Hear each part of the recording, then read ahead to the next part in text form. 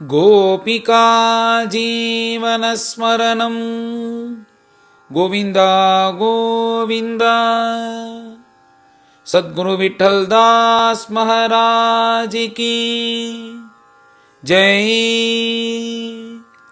பிரம்மனிஷ்டாலாக இருக்கக்கூடிய சுகாச்சாரியால் பூமண்டலம் அதுக்கு மேலே இருக்கிற கிரகங்கள், சூரிய மண்டலம், நட்சத்திர மண்டலம், ஆகாசம் இதையெல்லாம் வர்ணிச்சுட்டு இந்த அத்தியாயத்தில் பூமிக்கு கீழே 7 லோகங்கள் இருக்கே அதை சொல்கிறதுக்காக இந்த அத்தியாயத்தில் பிராரம்பிக்கிறார். அப்படி சொல்லும் வாயில் முதல்ல ராகுவை பற்றி சொல்கிறார். சூரியனுக்கு அடிபாகத்தில் இருக்காராம் இந்த ராகு. இந்த ராகு இந்த நவக்கிரகத்தில் இருக்கிறதுக்கு தகுதி அற்றவன். ஆனாலும் என்ன, மோகினி அவதாரம் போது அந்த அமிர்தத்தை சாப்பிட்டதுனால ஏதோ பகவானுடைய சங்கல்பம், அந்த அமிர்தத்தை சாப்பிடுவது போல் ஆயிடுத்து. அப்பேற்பட்ட பகவானே சரி இந்த அமிர்தத்தை சாப்பிட்டுட்டான் பரவாயில்ல அப்படின்றதுக்காக இந்த நவக்கிரக கோஷ்டியில் கொண்டு வந்து வச்சாராம். ஆனால் இவன் இதில் இருக்கக்கூடிய தகுதி கிடையாது அப்படின்னு பிரம்மனிஷ்டால் சொன்னார். இவன் யாருன்னா சிம்ஹிகையினுடைய மகனா இவன். இந்த ராகுவானவன் என்ன பண்ணுவான்னா அப்பப்போ இந்த சூரியனும் சந்திரனையும் இடைஞ்சல் பண்ணி அவர்களை மறைக்கணும் விழுங்கணும்னு வருவானாம். அப்படி வரும்போதெல்லாம் பகவான் என்ன பண்ணுவார்னா தன்னுடைய சுதர்சன சக்கரத்தை அனுப்புவாராம். அந்த சுதர்சன சக்கரத்தை பார்த்த உடனே அவன் பயந்து ஓடி போயிடுவானான். இப்படி நடந்துகிட்டே இருக்கும். இப்படி இந்த ராகுவானவன் அவன் இந்த பூமிக்கும் இந்த சந்திரனுக்கும் நடுப்புற நின்றுட்டு அதை மறைக்கிறது தான் கிரகணமாக இருக்குது. இது விழுங்குவது போல வரான். உடனே சுதர்சன சக்கரத்தில் பயந்துண்டு அவன் விலகி போயிடுறான். அதுதான் கிரகணமாக பூலோகத்தில் வர்ணிக்கப்படுறது. சந்திர கிரகண புண்ணியகாலம், சூரிய கிரகண புண்ணியகாலம்னு வர்ணிக்கப்படுறது அப்படின்னு பிரம்மனிஷ்டால் அதை வர்ணிக்கிறார். இந்த ராகுவை பற்றி வர்ணிச்சுட்டு மேலே இந்த பூமி எவ்வளோ தூரம் இருக்குது, இந்த பூமியினுடைய எல்லை எது பரியந்தம் அப்படின்னு வர்ணிக்கிறார். அந்த எல்லை எதிர்பரியந்தம்னு சொல்லும்போது இந்த பூமியில் வாழுகின்ற பெரிய பெரிய பட்சிகள், கருடன், கழுகு, அதுக்கும் மேலே பெரிய பெரிய பட்சிகள்லாம் இருக்கே, இவைகள்லாம் ஆகாயத்தில் எவ்வளோ தூரத்துக்கு மேலே சஞ்சாரம் பண்ணுறதோ அவ்வளோ தூர பரியந்தம் அது பூமியை சேர்ந்துருது அப்படின்னு பூமியினுடைய எல்லை அப்படின்னு சொல்லிட்டு இந்த பூமியை வர்ணிச்சுட்டு அடுத்தது அத்தல வித்தல சுத்தல தலாத்தல ரசாத்தல மகாத்தல பாத்தாளம்னு கீழே இருக்கக்கூடிய 7 லோகத்தை பற்றி வர்ணிக்கிறார். இப்போ பொதுவாக பாத்தாளம்னா எல்லாம் பெரியவா வயசான பாட்டி தாத்தாலாம் பாத்தாளம்னு கீழே காமிப்பா. கீழே என்னென்ன பூமிக்குள்ளே இருக்கா பாத்தாளம் அப்படின்னா அப்படி அர்த்தம் இல்லை. இந்த பூமி உருண்டை போல் இன்னும் ஒரு 7 உருண்டைகள் இருக்குது அப்படின்னு வர்ணிக்கிறார். அது எப்படி இருக்குன்னா ஒவ்வொன்றும் 10,000 யோஜனம் தாண்டி ஒன்று, 10,000 யோஜனம் தாண்டி ஒன்று, 10,000 யோஜனம் தாண்டி ஒன்றுன்னு ஒவ்வொன்றும் இருக்காங்க கீழே. இப்போ இவைகள் இருக்கா நம்மளுக்கு கண்ணுக்கு தெரிய மாட்டேங்கிறதுன்னா முதல்ல சொன்னது போல் இந்த சொர்க்கம், நரக்கம், இந்த அத்தல வித்தல சுத்தலம் இதெல்லாம் வேறு டைமென்ஷனில் இருக்குது. அதை ஆக்சஸ் பண்ணணும்னா நம்மளுக்கு தனியாக ஒரு தபஸ் வேணும், இது வேணும். இப்போ நம்மளால் பார்க்கக்கூடியது சூரியன், சந்திரன், நட்சத்திரங்கள் இவைகளெல்லாம் தான் பார்க்க முடியும்.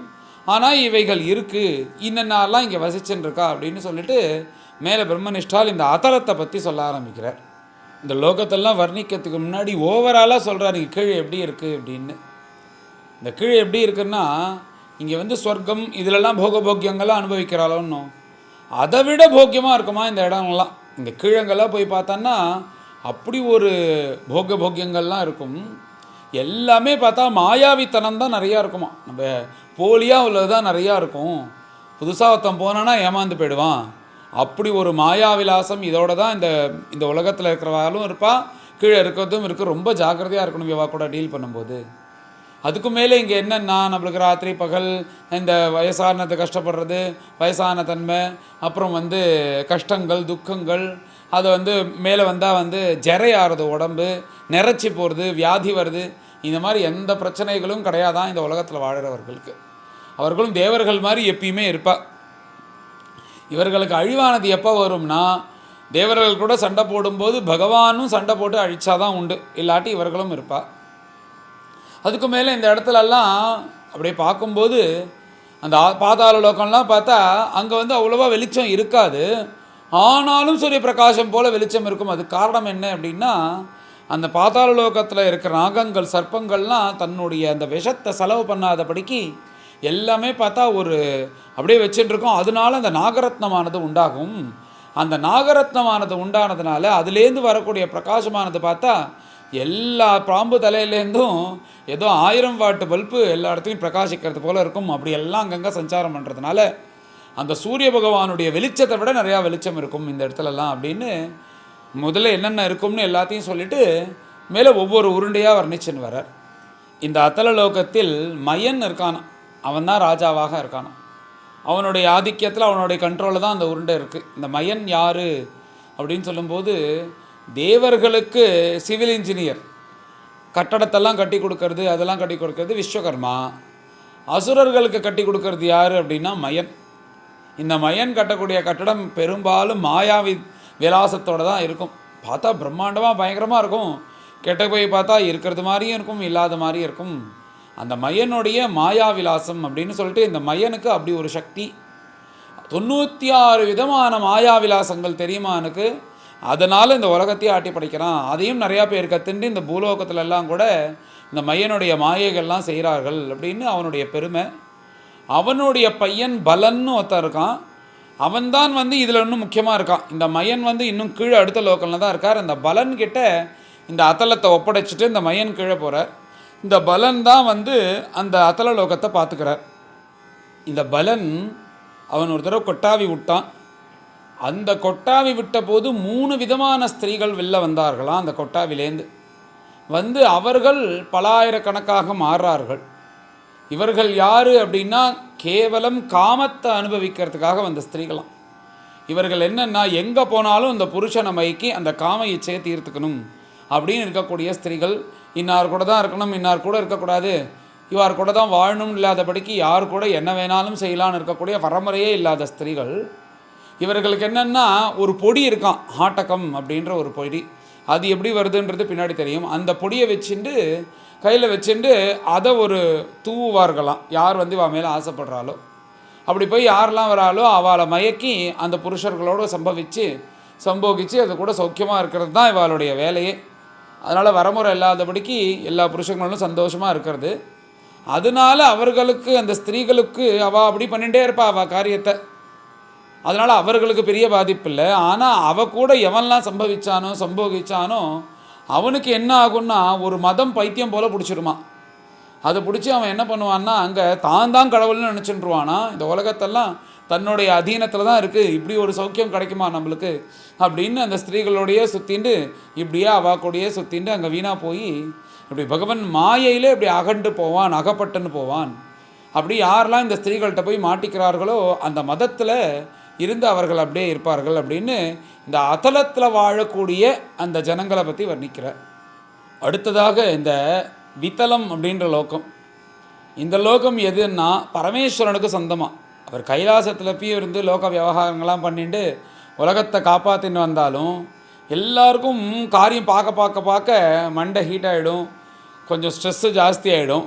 அந்த ஸ்ட்ரெஸ்ஸை தணிக்கணுன்னா அவரவர்கள் தனக்குன்னு ஒரு கெஸ்ட் ஹவுஸ் மாதிரி வச்சுட்டு ஃபோன்லாம் ஆஃப் பண்ணிவிட்டு தனியாக அதை ரெஃப்ரெஷ் பண்ணிட்டு வரணும்னு கிளம்புவாளணும். அப்படி பரமேஸ்வரனும் தனக்கு ஒரு ஊர் வச்சுட்டுருக்காராம். அதான் அந்த வித்தலமாக. இப்படிலாம் தனக்கு ரொம்ப ஜாஸ்தி ஆகிடுது அப்படின்னும் போது அவர் போதுன்னு சொல்லிட்டு அங்கேருந்து கிளம்பி அப்பப்போ வித்தலத்தில் தங்கிப்பாராம். அவருக்கு ஏது ஸ்ட்ரெஸ்ஸு, சும்மா சொன்னேன். இந்த அவர் தன்னுடைய கெஸ்ட் ஹவுஸ் மாதிரி இதை வச்சுட்டுருக்கார். அங்கே வருவார். அப்போ வரும்போது இந்த பிரேத பூஜை பிசாச கணங்கள்லாம் எடுத்துன்னு வருவார்.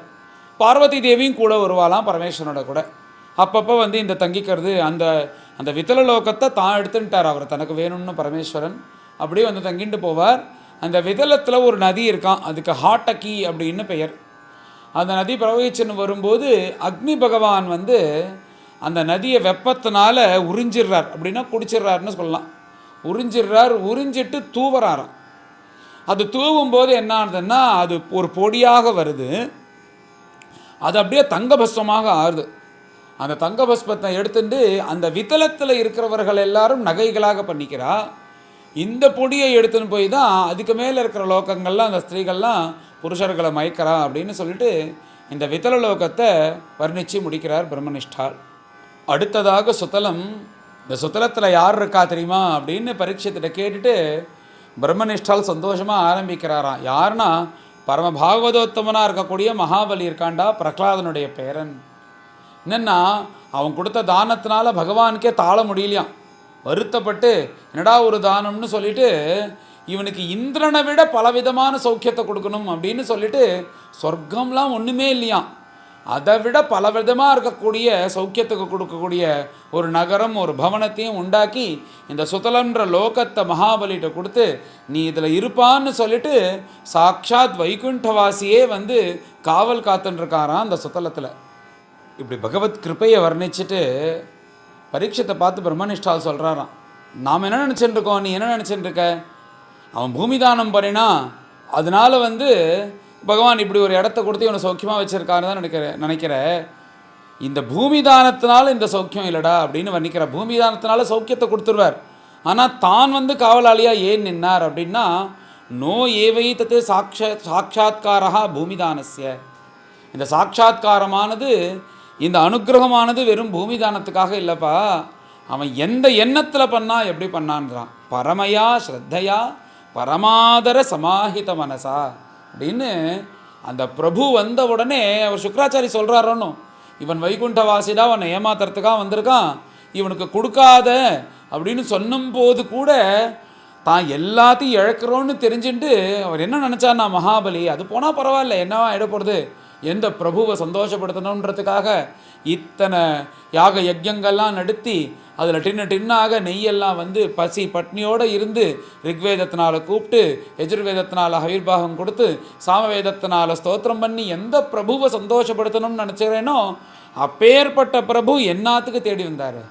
அப்படி வந்து அவரை சந்தோஷப்படுத்துறதை விட எனக்கு வேறு என்ன காரியம் அப்படின்னு சொல்லிட்டு என்ன ஆனாலும் பரவாயில்ல, நான் கொடுத்த வாக்கு கொடுத்தது தான், நான் கொடுக்க தான் போகிறேன் அப்படின்னு சொல்லிட்டு தன்னோட சர்வஸ்வமும் இழக்க போகிறான், தான் உயிரே போக போகிறது, வஞ்சனையாக இந்திரனுக்காக இந்த ராஜ்யத்தை வாங்கிக்க போகிறான்னு தெரிஞ்சுட்டு மனசில் 1% கூட கலங்கம் இல்லாதபடிக்கு பரமையா ஸ்ரத்தையா சமாதர மனசா அப்படின்னு அவ்வளோ ஸ்ரத்தையோட 1% கூட கலங்கம் இல்லாதபடிக்கு என் பிரபு வந்தானே ஆத்துக்கு, என் பிரபு வந்தானேன்னு இந்த ஆருக்குன்னு சொல்லிட்டு அந்த திருவடியை அலம்பி புரோக்ஷனம் பண்ணிடாம பாருங்க.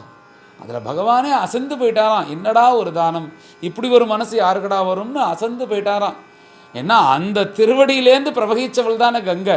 இன்றைக்கி ஓடுறமே எல்லாரும் ஸ்நானம் பண்ணணுன்னு கங்கைக்கு ஓடி ஹரித்வாருக்கு போய் ஸ்நானம் பண்ணுறோன்னா அதுக்கு காரணம் என்ன? இவர் பண்ண அந்த தானம் கொடுக்கும்போது பிரம்மலோகத்துக்கும் அதுலேருந்து பிரவகிச்சதான் கங்கை அப்படின்னு சொல்லிட்டு பெரியவா எல்லாரும் வர்ணிக்கிறாளோன்னு.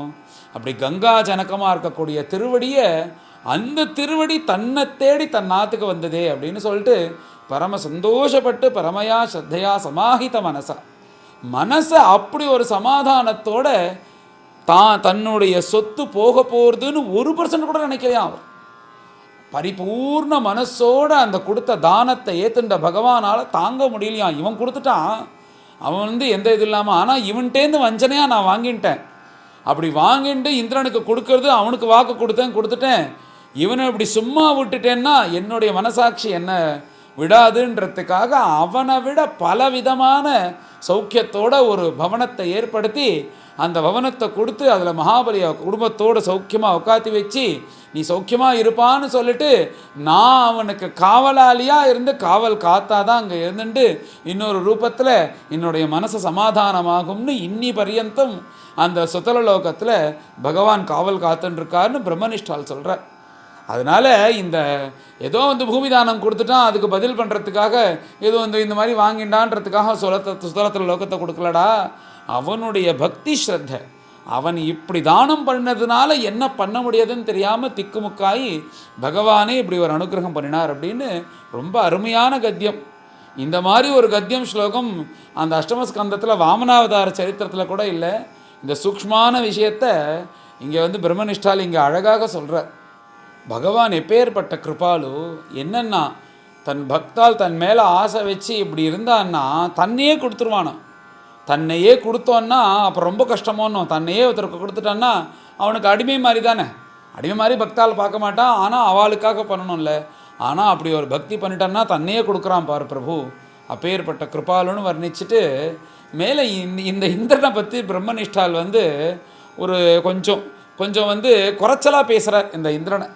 என்னென்னா இந்த இந்திரன் முட்டாள், இவன் வந்து பகவானை மாத்திரம் உண்மையாக ஆசிரியிச்சு எனக்கு இது வேணும் அது வேணும்னு சொல்லாதபடிக்கு பகவான்கிட்ட இருந்தான்னா இவன் நினைக்கிறத விட நிறைய பெரிய பதவியை பகவானே கொடுப்பார்.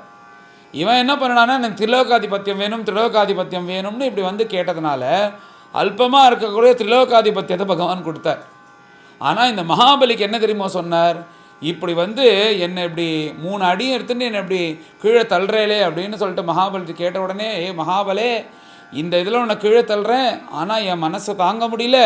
இந்த அல்பம் என்னடா திரிலோகாதிபத்தியம், அடுத்தது இந்த மன்வந்திரம் முடிஞ்சு சாவர்ணின்னு ஒரு மன்வந்திரம் வரப்போகிறது, அந்த மன்வந்திரத்துக்கே அவனை அதிபதியாக ஆக்குறேன் அப்படின்னு சொல்லிட்டு பகவான் ஆக்குறாராம். இந்த இந்திரன் அசடு பகவான்கிட்ட போய் எனக்கு மன்வந்திராதிபதி வேணும்னாலும் அவர் கொடுத்துருவார்.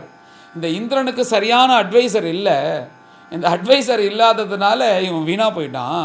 பகவான்கிட்ட போய் கேட்டால் கொடுத்துருவார். ஆனால் கேட்காம இப்படி அல்பமாக இருக்கக்கூடிய திரிலோகாதிபத்தியத்தை வச்சுனே சந்தோஷப்படுறான்.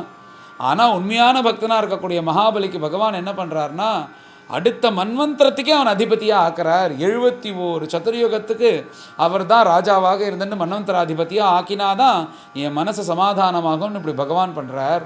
அதனால் இதுலேருந்து என்ன தெரிஞ்சுக்கணும்னா, நீ அது வேணும் இது வேணும்னு கேட்குறதுக்கு பதிலாக நீ எப்படி வைக்கிறியோ அப்படி சந்தோஷம்னு இருந்தாலே நீ நினைக்கிறத விட பகவான் நிறையா கொடுப்பார்னு இதுலேருந்து தெரியறதுன்று சொல்வது போல் பிரம்மனிஷ்டால் சொல்கிறாராம், இந்த இந்திரன் அசடு ஏமாந்து போயிட்டான் அப்படின்னு. இப்படி மகாபலி இருந்ததுக்கு காரணம் என்ன அப்படின்னு பிரம்மனிஷ்டால் வர்ணிக்கும் போது, யாருடைய பேரன்? பிரகலாத சுவாமியோட பேரன். ஒன்றும் எப்படி உலகத்தையே ஆட்டி படிச்சுட்டு இருந்தான் ஹிரண்யகசிபு. தன்னுடைய ராஜ்யத்தை வச்சுட்டு இந்திரன் சந்திரன் எல்லாரையும் ஆட்டி படைச்சுட்டு இருந்தான். ஒன்றும் பிரம்மதேவன் கீழே இருக்கிற யாராக இருந்தாலும் தன்னுடைய அடிமை அப்படி வச்சுட்டு இருந்தான் ஹிரண்யகசிபு. அப்பேற்பட்ட ராஜ்யத்தை நரசிம்ம சுவாமியினுடைய அனுகிரகத்தினால பிரகலாத சுவாமிக்கு வந்தது. ஆனால் பிரகலாத சுவாமி பட்டாபிஷேகம் பண்ணிப்பது போல் பண்ணிட்டு திருப்பி இந்திரன்ட்டே கொடுத்துட்டாராம். எனக்கு வேணாம், நான் என்ன பண்ண போகிறேன், இந்த திரிலோகாதிபத்தியமாக இருக்க வேண்டியது நீங்கள் தான் அப்படின்னு இந்திரன்ட்ட கொடுத்துட்டு அவர் தான் எப்பயும் போல் பக்தி பண்ணிட்டு இருந்தார். அவர் ராஜ்ய பரிபாலனம் பண்ணணும்லாம் ஆசைப்படலை. அப்படி ஒரு மனசு பிரகலாத சுவாமிக்கு. அப்பேற்பட்ட பிரகலாதனுடைய பேரனாக இருக்கிறதுனால தானே இவர் இப்பேற்பட்ட பிரகலாதனுடைய சரித்திரமானதெல்லாம் பின்னாடி வருதுன்னு சொல்லிட்டு மேலே ரொம்ப அழகான ஒரு விஷயத்த சொல்கிறார். என்ன சொல்கிறாருன்னா, சாக்ஷாத் பகவானே தான் வந்து இந்த சுத்தலலோகத்தில் இந்த ஒரு அரண்மனை கட்டி அதில் மகாபலியை நிற்க வச்சுட்டு தான் வாசலில் காவலாளியாக இருக்காராம், யாரும் வந்து எந்த இடைஞ்சலும் பண்ணிடக்கூடாதுன்னு. அந்த லோகத்துக்கெல்லாம் கூட சில அசுரர்கள்லாம் திக்விஜயத்துக்காக போவாலாம், அசுரர்கள் ராட்சசர்கள்லாம். அவர்கிட்டேருந்து மகாபலிக்கு எந்த ஆபத்து வரக்கூடாதுன்றதுனால கதையை வச்சிருந்து பகவான் காவல் காத்துட்டுருக்காராம். அப்படி காவல் காத்துட்டு இருக்கும்போது என்ன ஆச்சரியம்னா, ராவணனே போகிறானா. ராவணன் தான் எல்லா லோகத்துக்கும் சஞ்சாரம் பண்ணி திக்விஜயம் பண்ணிட்டு வரான்னு. அப்படி திக்விஜயம் பண்ணிட்டு வரும்போது இந்த சுதலலோகத்துக்கும் வரான். சுதலலோகத்துக்கு வந்து மகாபலி கூட சண்டை போடணும்னு வரான். உடனே மகாபலி கூட சண்டை போட்டு தான் வந்தால் என்ன முதல்ல கூப்பிடுறது, சண்டை போடவான்னு சொல்கிறது, இப்படிலாம் கூட்ட உடனே மகாபலி உள்ளேந்து வந்தார். மகாவிஷ்ணு என்ன பண்ணார்னா, அவன் வந்திருக்கான், இப்போதைக்கு அவன்கிட்ட அவன் மூஞ்சில் தான் வந்து நிற்க வேண்டாம், அவன் முன்னாடி போய் நிற்க வேண்டான்னு கொஞ்சம் ஒதுங்கி நிற்கிறாராம் பகவான். அங்கே மகாபலியும் பார்த்துட்டார், அவரும் பகவான் ஏதோ ஒரு காரணத்துக்காக தான் ஒளிஞ்சின்னு இருக்கார் அப்படின்னு சொல்லிட்டு அந்த இடத்துக்கு வரல. சரி அவன் கூப்பிட்றானேன்னு வெளில வருவோம் அப்படின்னு சொல்லிட்டு வந்தான். என்ன விஷயம்னு கேட்குறாரு மகாபலி. மகாபலி வந்தோன்னு கேட்ட உடனே, இல்லை திக்விஜயம் வந்திருக்கேன் அப்படின்றானா. ராவணன் 10 தலையோடு வந்து பாரு, என் உடம்புல பாரு இந்த கவச்சம்லாம் இருக்குது, இந்த கவச்சத்தில் வந்து பாரு ஐராவதம்லாம் முட்டி முட்டி அதனுடைய தந்தங்கள்லாம் இருக்குது பாரு, இன்னும் அந்த அச்சு அந்த தந்தங்களுடைய பொடியெல்லாம் இருக்குது, எல்லாரையும் தோக்கடிச்சிட்டேன், என் கூட யாராலையும் ஜெயிக்க முடியாதுன்னு அப்படின்னு முதல்ல இப்படிலாம் சொல்லி பயமுத்துறான். உடனே மகாபலி சொன்னார், சரி அதெல்லாம் இருக்கட்டும், நான் வந்து ரொம்ப நாளாக இங்கே இருக்கேன், நீ தான் மகாவீரனாச்சே, நம்ம சண்டை போடுறதெல்லாம் அப்புறம் இருக்கட்டும், இங்கே ஒன்று பார்க்குறியோன்னு ஒன்று பெருசாக, ஆமாம் ஒரு மலை மாதிரி இருக்குது, ஆனால் என்ன இப்படி ஜொலிக்கிறது அப்படின்னா, ஆமாம் நீ பார்க்குறது சரிதான், இது ஒரு பெரிய மலை மாதிரி இருக்கே, இது மலை இல்லைடான்னா. அப்புறம் என்ன அப்படின்னு கேட்டான். எங்கள் தாத்தா தெரியுமா, எங்கள் கொள்ளு தாத்தா தெரியுமா? தெரியும். யாருன்னா ஹிரண்யகசிபு. ஆமாம், அந்த ஹிரண்யகசிபு யார் கூட சண்டை போட்டார்? நாராயணன் கூட சண்டை போட்டார். அந்த நாராயணும் ஹிரண்யகசிபும் சண்டை போட்டு நாராயணன் ஜெயித்தார். அந்த ஹிரண்யகசிபு அவர் சண்டை போடும்போது அவர் காதில் ஒரு குண்டலம் போட்டுன்னு இருந்தார், ஒரு வைரக்கல் வச்சு. அந்த வைரக்கல் வச்சு போட்டுன்ற குண்டலம் சண்டை போடும்போது அருந்து இங்கே வந்து விழுந்திருக்கு. அதுதான் வந்து மலை போல் இங்கே முன்னாடி இருக்குது, என் அரண்மனையை மறைச்சின்னு இருக்கு அப்படின்றானோ. ராவணன் மூக்கில் விரல் வைக்கிறான். என்னடா அது, இது என்ன ஒரு குண்டலம், ஒரு குண்டலமே மலையாக இருக்குது, இவ்வளோ பெரிய குண்டலத்தை காதில் போட்டுக்கணுன்னா அந்த மனுஷன் எவ்வளோ பெருசாக இருப்பான். இப்போ பொதுவாக காதில் என்ன 10 கிலோக்கா எல்லாம் மாட்டின்னு இருப்பா, இருக்கிறதுலே கொஞ்சமாக இருக்கிற வெயிட்டு தானே காதில் போட்டுப்போம். காதில் போட்டுக்கிறது ஒரு 3 கிராம் 4 கிராம், அது போனாலே நம்மளுக்கு வலிக்கும். அதனால் சின்னதாக வெயிட்லெஸ்ஸாக தான் போட்டுப்போம். அப்படி சின்னதாக வெயிட்லெஸ்ஸாக இருக்கிறதே ஒரு மலை போல் இருக்குன்னா அவர் எவ்வளோ பெருசாக இருப்பார். அந்த இரண்யகசிப்புவை சம்ஹாரம் பண்ண நரசிம்மர் எவ்வளோ பெருசாக இருப்பார். இப்படிலாம் யோசித்து இதுக்கு இவ எவ்வளோ பெருசாக இருப்பார் அப்படின்றதுக்கு அதனுடைய வியாக்கியானம், அந்த அளவு ஓரளவுக்கு நம்மளுக்கு ஜெயதேவர் சொல்லிட்டார். தவ கர கமலவரே கோபால கிருஷ்ணா நகம் அத்புத ஸ்ருங்கம் தளித ஹிரண்ய கஷிபு தனுபிருங்கம் கேசவாதிருத நரஹரி ரூபா ஜெயா ஜெகதீஷஹரே. இங்கே தவ கர கமலவரே என்ன சொல்கிறாருன்னா, இந்த உலகத்தில் எப்பயுமே பார்த்தா ஒரு அழகான தாமரை இருக்கும். அந்த தாமரையை அதை ஓட்டை போட்டுண்டு உள்ளே போய் அதில் உள்ள தேன் குடிக்கிறதுக்காக வண்டு போகும். இதுதான் உலகம். தாமரையை வண்டு தொலைச்சி தாமரையை ஹிம்சை பண்ணி தாமரையை அழிக்கும். இதுதான் வண்டினுடைய சுபாவம் உலகத்தில். இதுதான் பார்த்துருக்கோம்.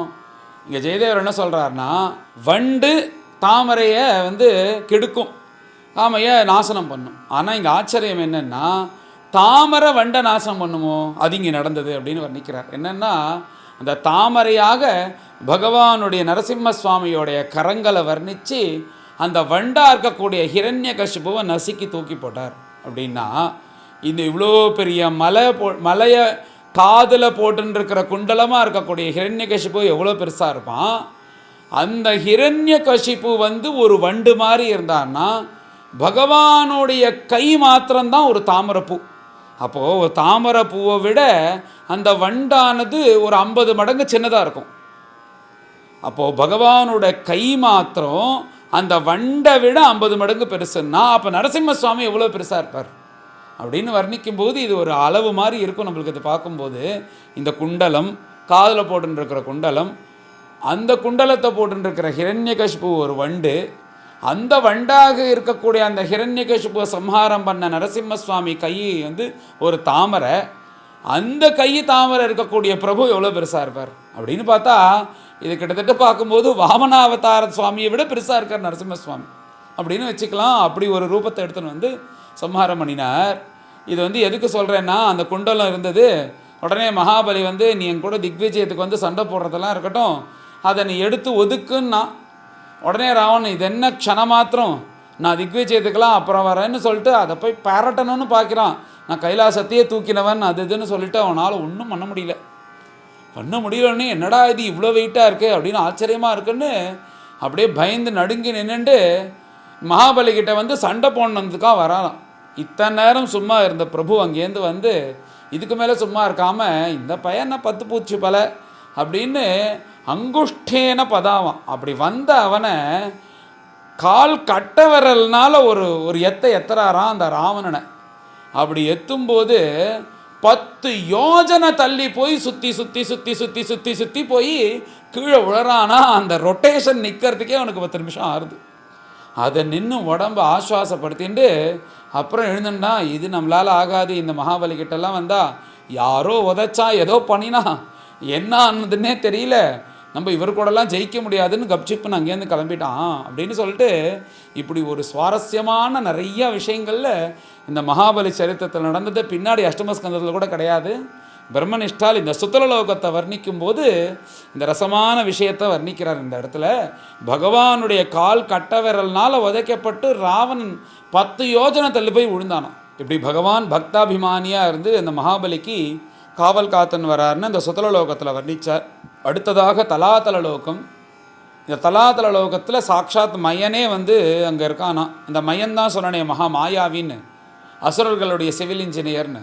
அவன் இருந்து கொண்டு அங்கே பரமேஸ்வரனை ஆசிரியித்து அங்கே இருந்து கொண்டு அவன் எல்லாருக்கும் வேணுங்கிற லோகத்தில் உள்ள காரியங்கள்லாம் பார்த்துட்டு மேலே அந்தந்த காரியங்களை பார்த்து அப்பப்போ என்னென்ன ஆக்ஞம் வருதோ அதெல்லாம் செஞ்சு கொடுத்துட்டு அவன் தன்னுடைய ஊராக இருக்கக்கூடிய தலாதலத்தில் தங்கி கொண்டு பரமேஸ்வரனை ஆராதனை பண்ணி சௌக்கியமாக இருக்கான் அந்த மயன் அப்படின்னு இந்த தலாதலத்தை பண்ணி சொல்லி முடிக்கிறார். அடுத்ததாக இந்த மகாதலம் அப்படின்ற லோகம், அதில் ரொம்ப பெரிய பெரிய சர்ப்பங்கள்லாம் இருக்கான். குகன், தக்ஷகன், காளியன், சுஷேனன் அப்படின்றக்கூடிய இந்த முக்கியமான சர்ப்பங்கள், இது கூடிய உபசர்ப்பங்கள், இவைகளெல்லாம் இந்த மகாதல லோகத்தில் இருக்குது. அடுத்ததாக ரசாதலம். இந்த ரசாதல லோகத்தில் திதிபுத்திரர்களுடைய தானவர்கள், அசுரர்கள், ராட்சசர்கள்லாம் இருக்கா அப்படின்னு வர்ணிக்கிறார். இவா என்னன்னா பிறந்ததுலேருந்தே தேவர்களை பிடிக்காது, தேவனை கூட சண்டை போடணும் அப்படின்னு இருக்கக்கூடியவர்கள். இவர்களுக்கு ஹிரண்யபுரவாசிகள், காளியர்கள், காளேயர்கள் அப்படின்னு பேர், இந்த மாதிரி நிறையா பேர் இருக்குது இவர்களுக்கு. பிசாசர்கள், ராட்சசர்கள் எல்லாம் நிறையா சொல்லுவா இவளுக்கு அப்படின்னு சொல்கிறார். இவாளுக்கு என்னென்னா தேவர்கள் கூட சண்டை போடுறது தான் இவாளுடைய சங்கல்பம். இப்படி தேவர்களை சத்ருவாக நினைக்கிறது இவாளுடைய காரியமாக இருந்து அங்கே இருந்துட்டுருக்கா. இந்த ராமாவதாரத்தில் கடைசியில் முடியலன்னு உடனே இந்த ரசாதல லோகத்துலேருந்து தான் ராவணன் தன்னுடைய கோடிக்கணக்கான இந்த ராட்சசர்கள்லாம் இறக்குறான் கொண்டு வந்து. முடியல அப்படின்னு உடனே கடைசியாக வச்சுருப்பாளோன்னு இருக்க இந்த சைன்யத்தை கொண்டு வந்து இறக்கி எல்லாத்தையும் அழிக்கணும்னு அப்படி வச்சிருந்த சைன்யம் இந்த லோகத்தில் இருந்தால் வர அவனுக்கு. அப்படி தேவர்கள் கூடயே சண்டை போடணும்னு இருக்கிறவா இவா. அப்படி கோபத்தோடு இருக்கக்கூடியவர்கள் இந்த ரசாதலபுர வாசிகள், ராட்சசர்கள். இந்த ராட்சசர்கள் கூட ராமச்சந்திர பிரபு சண்டை போட்டு ஜெயிச்சார் அப்படின்னா ராமச்சந்திரமூர்த்தியினுடைய பராக்கிரமானது எப்படி இருந்திருக்கும்? இப்படி இருக்கார்களாம். இவர்கள் இவர்களுமே பார்த்தா நல்ல சக்தி வாய்ந்தவர்கள். இவர்களுக்குமே சாதாரணமாக வாழை கொலை பண்ண முடியாது. அப்படி ஒரு சிருஷ்டி பகவத் சிருஷ்டியில். இங்கே என்னென்னா அது கூடவே இந்திரனுக்கு பயம். அப்பப்போ இவர்களால் ஏதாவது சண்டை போட்டு நம்ம ராஜ்யத்தை பிடுங்கி நம்மளுக்கு இம்சை பண்ணால் என்ன பண்ணுறது அப்படின்றதுக்காக இவர்களை பயமுறுத்தணும்னா சில வேத மந்திரங்கள்லாம் இருக்கான். அந்த வேத மந்திரங்கள்லாம் சொன்னால் அவள் சக்தி எழுந்தது போல் பயந்துட்டு அந்த ஊர்லேயே இருப்பா, வெளில வரமாட்டா. அதுக்காக என்ன பண்ணான்னா சரமா அப்படின்ற ஒரு நாயை தயார் பண்ணி வச்சுருக்கானா. அந்த நாயை அப்பப்போ அனுப்பி விடுவானா. இந்த மந்திரங்கள்லாம் அனுப்பிச்சு நீ போய் அங்கே போய் அந்த நாய் குலைக்கிறது போல் இருக்கும், குலைக்கிறது முழுக்க வேத மந்திரங்களாக குழைச்சிட்டு போகும். அப்படி குலைச்சதுன்னா அதை கேட்டு அவள் பயந்துண்டு உள்ளே போயிடுவாள். ஐயோ இந்த மந்திரங்கள்லாம் அவளை ஏதோ இம்சப்படுத்துவது போல் இருக்கும். அந்த மாதிரி பண்ணுவானா. இந்திரன் என்ன அப்பப்போ அனுப்பி விடுவானா. டைமை எடுத்து இந்த பசங்கள்லாம் சண்டை போடுறதுக்கு வருவான். எப்படி இருந்தாலும் வருவான் சண்டை போடுறதுக்கு. நீ எதுக்கும் போய் ஒரு தடவை கட்டிட்டு வா, அதில் பயந்துட்டு உட்காந்தாலும் உட்காந்துப்பான்னு சொல்லிட்டு அனுப்பிச்சா அப்பப்போ இந்த சரமா அப்படின்ற கூடிய இந்த நாய் இந்த தேவ நாய், அந்த தேவ அஸ்வமாக இருக்கக்கூடிய தேவஸ்வானமாக இருக்கக்கூடிய அந்த நாயானது இந்த மாதிரி கொலைப்பது போல வேத மந்திரங்களை சொல்லும். அதனால் பயந்துட்டு உள்ளே போய் இவர்கள் இருக்கார்கள் அப்படின்னு இந்த ரசாதல லோகத்தை வர்ணிக்கிறார். அடுத்ததாக பாதாள லோகம். இந்த பாதாள லோகத்தில் இன்னும் கூட பெரிய பாம்புகள், வாசுகி, குலிகன், சங்கன், ஸ்வேதன், தனஞ்சயன் அப்படின்னு சொல்லக்கூடிய பெரிய பெரிய பெரிய பாம்புகள்லாம் இருக்குது. இன்னும் என்னென்னா அந்த பாதாள லோகத்தில் 1 தலை பாம்பு, 2 தலை பாம்பு, 7 தலை பாம்பு, 10 தலை பாம்பு, 100 தலை பாம்பு, 1000 தலை பாம்பு வரையும் இருக்கான். இப்படி அத்தனை பாம்புகளும் 1000 தலையோடு எப்படி இருக்குன்னா முன்னாடியே சொன்னது போல் எதுவுமே தன்னுடைய விஷத்தை செலவு பண்ணாமல் இருக்குமா அத்தனையும். அப்படி செலவு பண்ணாமல் இருக்கிறதுனால அது கொஞ்சம் கொஞ்சமாக செய்து அந்த நாகத்தினுடைய சிரசில் பார்த்தா நாகரத்னமானது உண்டாகியிருக்கும். அந்த நாகரத்னத்தினாலேயே அந்த பாதாள லோகத்தை சூரிய வெளிச்சம் போல் அங்கங்கே சஞ்சாரம் பண்ணிட்டு அப்படியே ஒரு 1000 வாட்டு பல்பு தலையில் இருந்தால் எப்படி இருக்கும் அப்படி எல்லா சர்ப்பத்தோடு இருந்துட்டு அந்த இடத்துல இருந்து கொண்டு அங்கே இருட்டே இல்லாதபடிக்கு இந்த பாதாள லோகத்தில் இந்த சர்ப்பங்கள்லாம் இருக்குது அப்படின்னு சொல்லிட்டு இந்த பகவானுடைய சிருஷ்டி வைவர்ணியத்தை பூமிக்கு மேலே இருக்கிற 7 லோகங்கள், பூமி கீழே இருக்கிற 7 லோகத்தில் பிரம்மனிஷ்டால் அவரால் தான் சொல்ல முடியும் என்னென்ன இருக்குன்னு. வேறு யாரால் சொல்ல முடியும்? சர்வமும் அடிஞ்ச சர்வஜனாக இருக்கிறதுனால அவரால் தான் அப்படி வர்ணிக்க முடியும். அப்படி இந்த அத்தியாயத்தில் இந்த அதல, வித்தல, சுத்தல, தலாதல, ரசாதல, மகாதல, பாதாளம்னு சொல்லக்கூடிய இந்த கீழே இருக்கிற 7 லோகத்திலையும் சொல்லி முடிக்கிறார். மேலே எல்லோரும் கலந்து இதை பாராயணம் பண்ணுவோம். அச்ச சதுர்விம்சோऽध्यायः ஸ்ரீசுகோவாச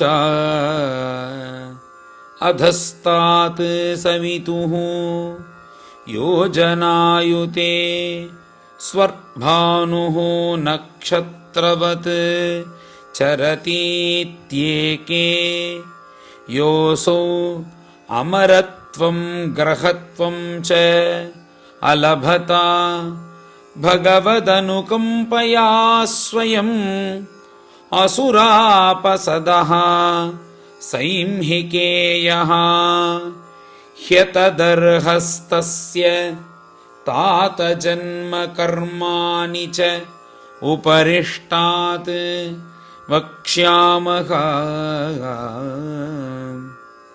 यदतः तरणेर्मण्डलम् प्रतपतः तद्विस्तरतः योजनायुतम् आचक्षते 12,000 सोमस्य 13,000 राहोर्यः पर्वणि तत् व्यवधानकृत् वैरानुबन्धः सूर्याचन्द्रमसौ अभिधावति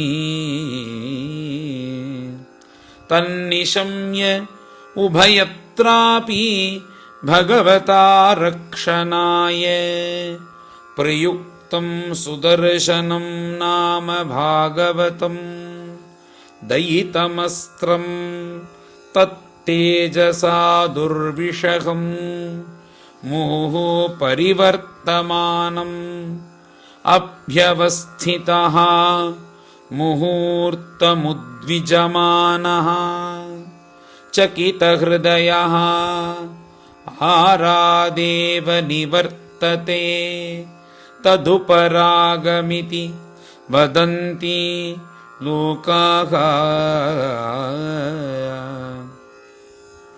ततः अधस्तात् सिद्धचारणविद्याधराणां सदनानि तावत् मात्र एव ततो अधस्तात् यक्षरक्षः पिशाचप्रेतभूतगणानां विहाराजिरमन्तरिक्षं यावद्वायुः प्रवाति यावन्मेघा उपलभ्यन्ते ततो अधस्तात् शतयोजनान्तरः इयं पृथिवी यावद्धंसभासस्येन सुपर्णादयः पतत्रिप्रवराः उत्पतन्तीति उपवर्णितं भूमेः यथा सन्निवेशावस्थानम् अवनेः अपि अधस्तात् सप्तभूमिवराः एकैकशः योजनायुतान्तरेणायाम् अविस्तारेण उपक्लृप्ताः अतलं वितलं सुतलं तलातलं महातलं रसातलं पातालमिति एतेषु हि बिलस्वर्गेषु स्वर्गादपि अधिककामभोगैश्वर्य आनन्दभूतिविभूतिभिः सुसमृद्धभुवनोद्यान आक्रीडविहारेषु दैत्यदानवकाद्रवेयाः नित्यप्रमुदितानुरक्त कलत्र अपत्यबन्धुसुहृत् अनुचराः गृहपतयः ईश्वरादपि अप्रतिहतकामाः मायाविनोदाः निवसन्ति येषु महाराज मयेन मायाविनाः विनिर्मिताः पुरः नानामणिप्रवरप्रवेक विरचितविचित्रभवनप्राकार गोपुरसभाचैत्य चत्वरायतनादिभिः नागासुरमिथुन पारावत शुकसारिकाकीर्ण कृत्रिमभूमिभिः विवरेश्वर गृहोत्तमैः समलङ्कृताश्चकासति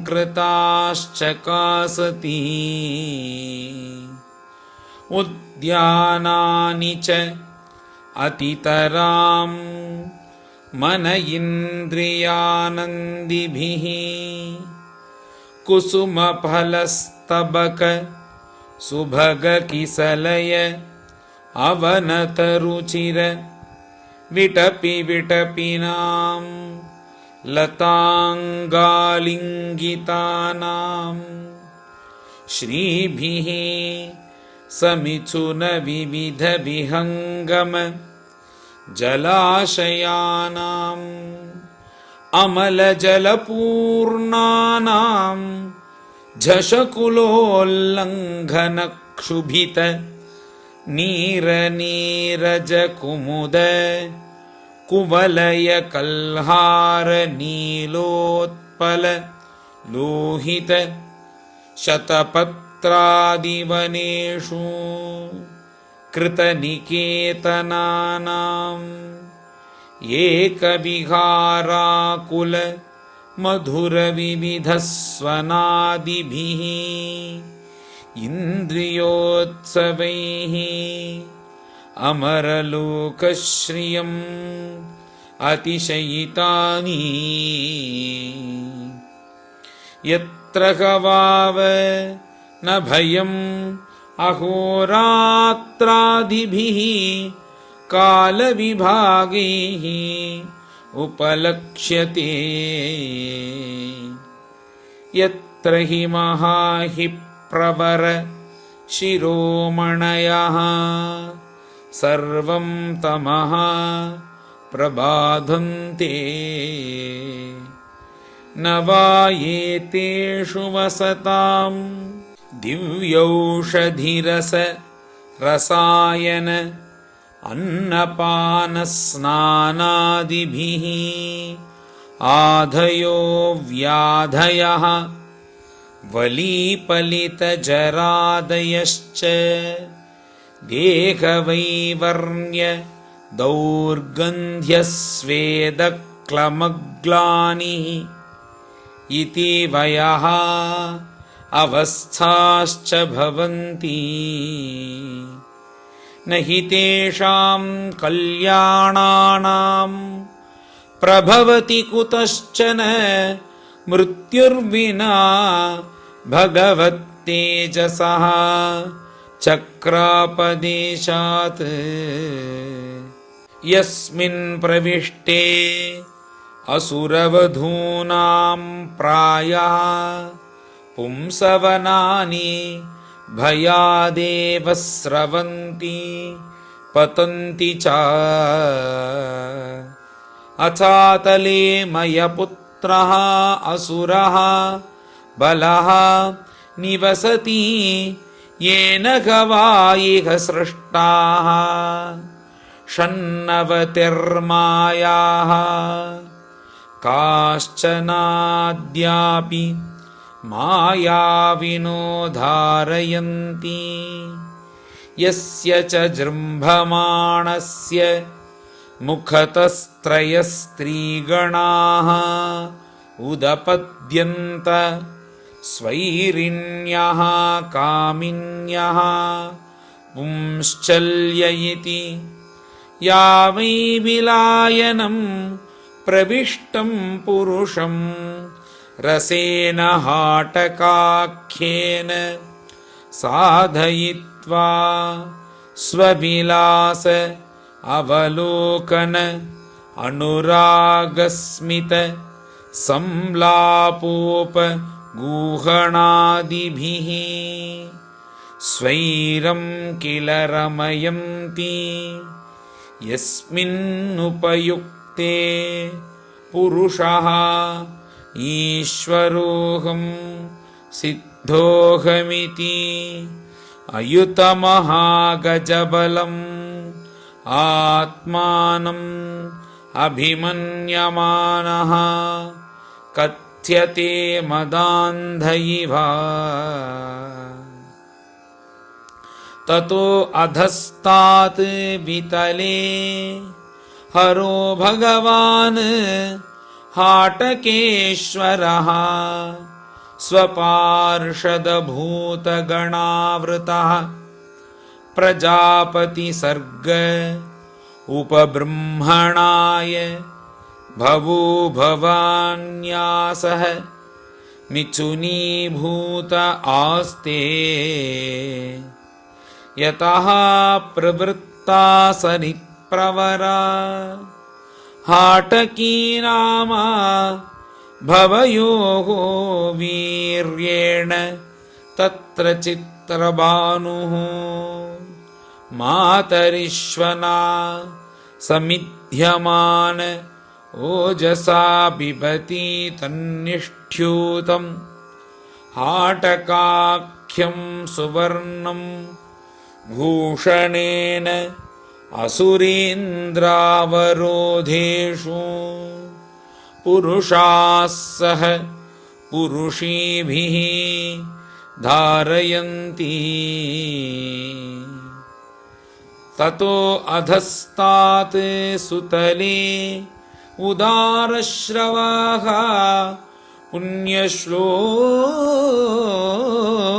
पुण्यश्लोकः विरोचनात्मजः बलिः भगवता महेन्द्रस्य प्रियं चिकीर्षमानेन अदितेः लब्धकायः भूत्वा वटुवामनरूपेण पराक्षिप्तलोकत्रयः भगवदनुकम्पयैव पुनः प्रवेशित इन्द्रादिषु अविद्यमानया सुसमृद्धया श्रिया अभिजुष्टः स्वधर्मेण आराधयन् तमेव भगवन्तम् आराधनीयम् अपगतसाध्वस आस्ते अधुनापि नो एवैतत् साक्षात्कारः भूमिदानस्य यत्तत् भगवती अशेषजीवनिकायानां जीवभूत आत्मभूते परमात्मनि वासुदेवे तीर्थतमे पात्रे उपपन्ने परया श्रद्धया परमादरसमाहितमनसा सम्प्रतिपादितस्य साक्षादपवर्गद्वारस्य यद्बिलनिलयैश्वर्यम् यस्य गवावक्षुतपतन प्रस्खलनादिषु विवशः सकृत् नामाभिगृणन् पुरुषः कर्मबन्धनमञ्जसा विधुनोति यस्य हैव प्रतिबाधनं मुमुक्षवः अन्यथैव उपलभन्ते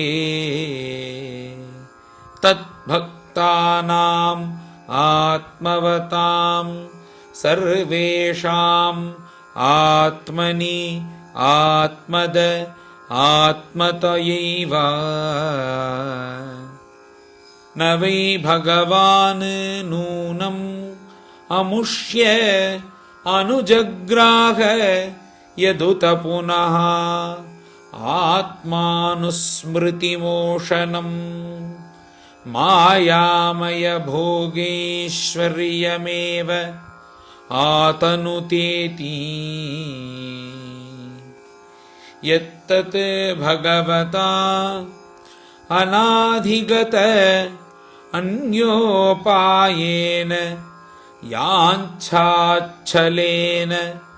अपहृतस्वशरीर अवशेषितलोकत्रयः वरुणपाशैश्च सम्प्रति मुक्त युक्तो गिरिदर्यां च अपविद्ध इति होवाच।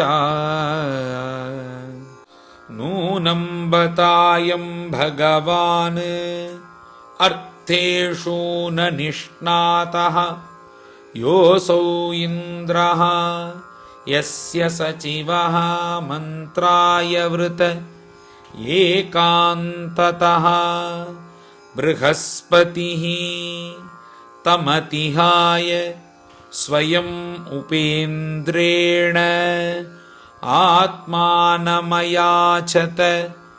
आत्मनश्च आशिषः नो एव तद्दास्यमतिगम्भीरवयसः कालस्य मन्वन्तरपरिवृत्तं कियल्लोकत्रयमिदम्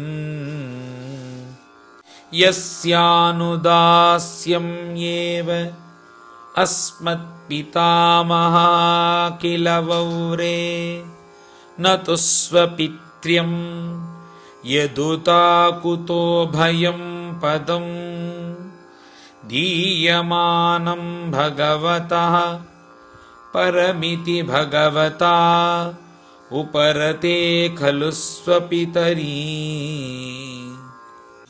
तस्य महानुभावस्य अनुपथम् अमृजितकषायः को वास्मद्विधः परिहीन भगवत् अनुग्रह उपजिगमिषतीति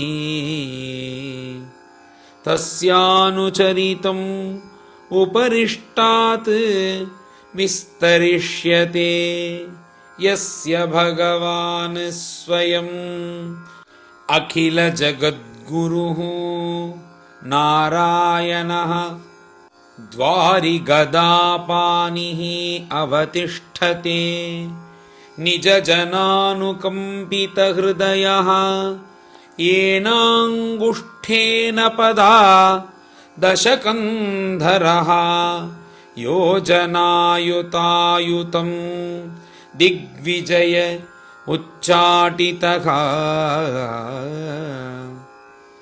ततो अधस्तात् तलातले मयो नाम दानवेन्द्रः त्रिपुराधिपतिः भगवता पुरारिणा त्रिलोकीशं चिकीर्षुणा निर्दग्ध स्वपुरत्रयः तत्प्रसादात् लब्धपदः मायाविनामाचार्यः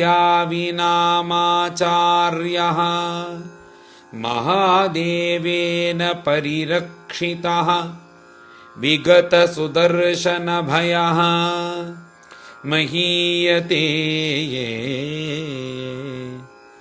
ततः अधस्तात् महातले काद्रवेयाणां सर्पाणां नैकशिरसां क्रोधवशो नाम गणः कुहकतक्षककालीय सुषेणादिप्रधानाः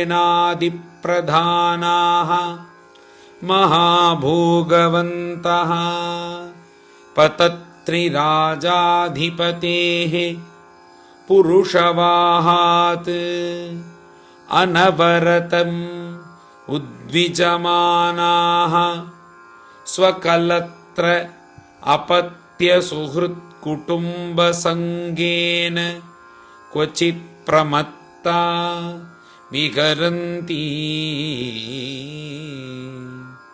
ततो अधस्तात् रसातले दैतेयाः दानवाः पणयः नाम निवातकवचाः कालेयाः हिरण्यपुरवासिनः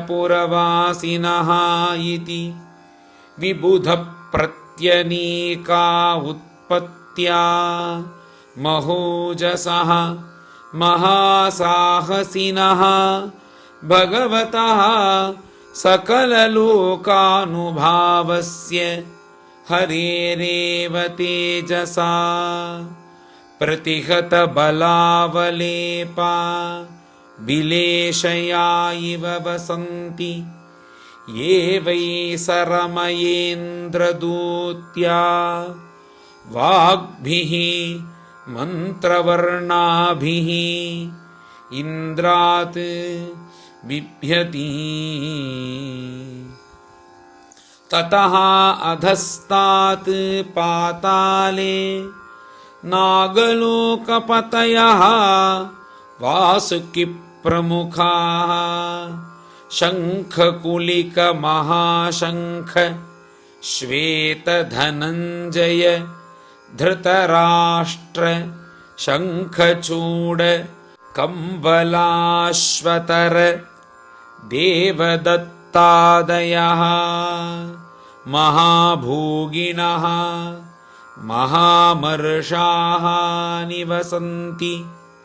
येषामुखवै पञ्चसप्तदशशतसहस्रशीर्षाणां फनासु विरचिताः महामणयः रोचिष्णवः पातालविविर तिमिरनिकरं स्वरोचिषा विधमन्ति।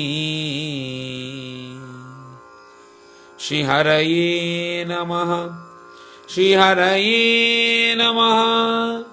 इति श्रीमद्भागवते महापुराणे पारमहंस्यां संहितायां पञ्चमस्कन्धे चतुर्विंशोऽध्यायः। गोपिका जीवनस्मरणं गोविन्द गोविन्द। सद्गुरु विठ्ठलदास महाराज की जय।